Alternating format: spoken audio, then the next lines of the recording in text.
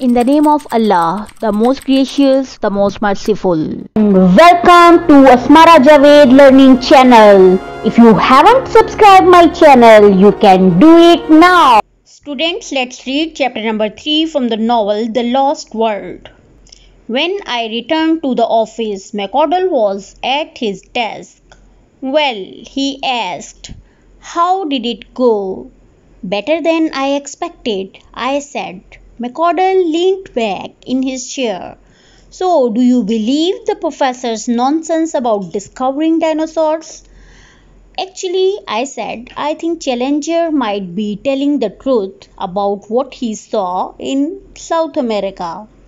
McConnell's jaw dropped open. You can't be serious, he said. Does he have any proof? I shook my head. His camera and most of his films were destroyed.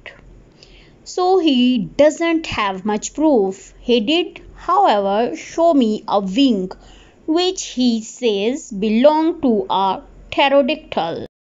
He twisted his mustache thoughtfully. Malone, people don't make enormous discoveries and then lose the evidence. I'm convinced he is lying. Well, the professor is going to discuss his findings at the Zoologist Institute tonight, I said. He has invited me to go. Perhaps you should come too. All right, said McConnell. I will. Next page, page number 16. When we arrived at the Zoologist Institute Hall, we found it full of professors, medical students, and members of public who were eager to hear Professor Challenger speak.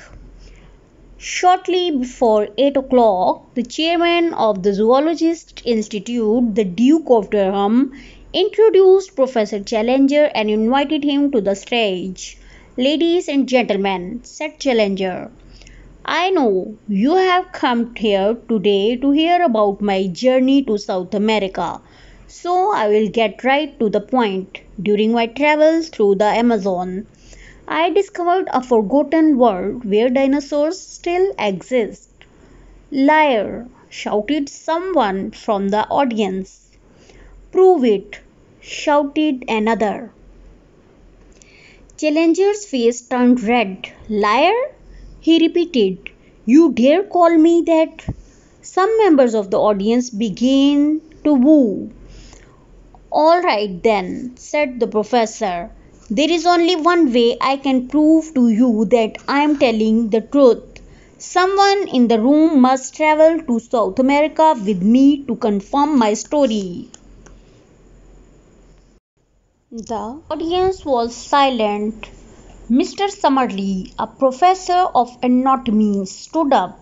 I will volunteer for this mission, he said. The audience gasped. Any other volunteer? Asked Professor Challenger. I immediately thought of Gladys. That was exactly the kind of adventure she would want me to go on. Without any hesitation, I jumped to my feet. My name is Edward Malone and I am a journalist at the Daily Gazette. I too will volunteer to go on this trip.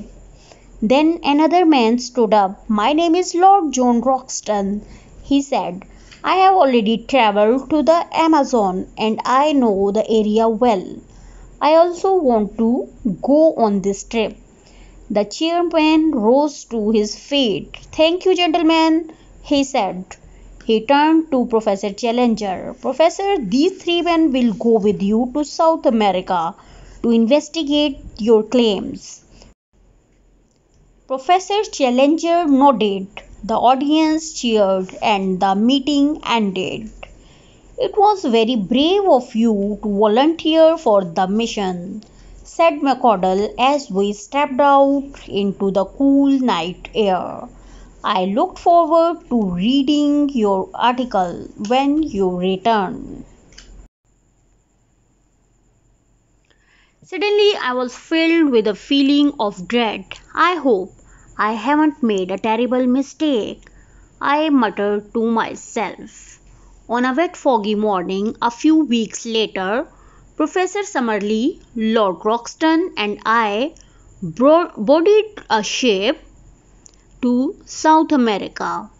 We had made arrangements to meet Professor Challenger at a town on the Amazon River called Manaus.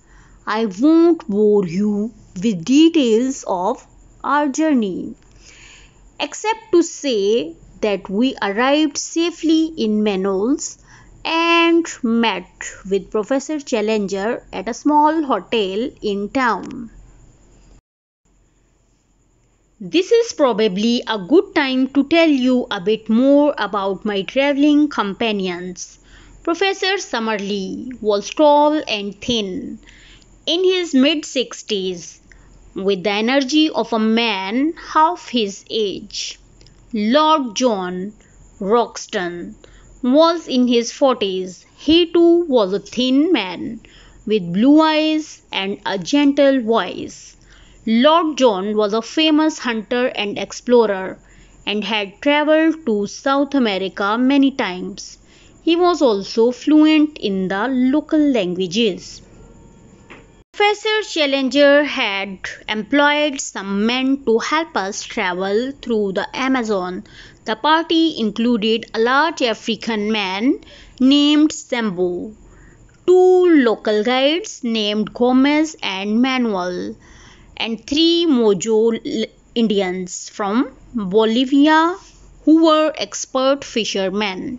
Their names were Mojo, Jose, and Fernando.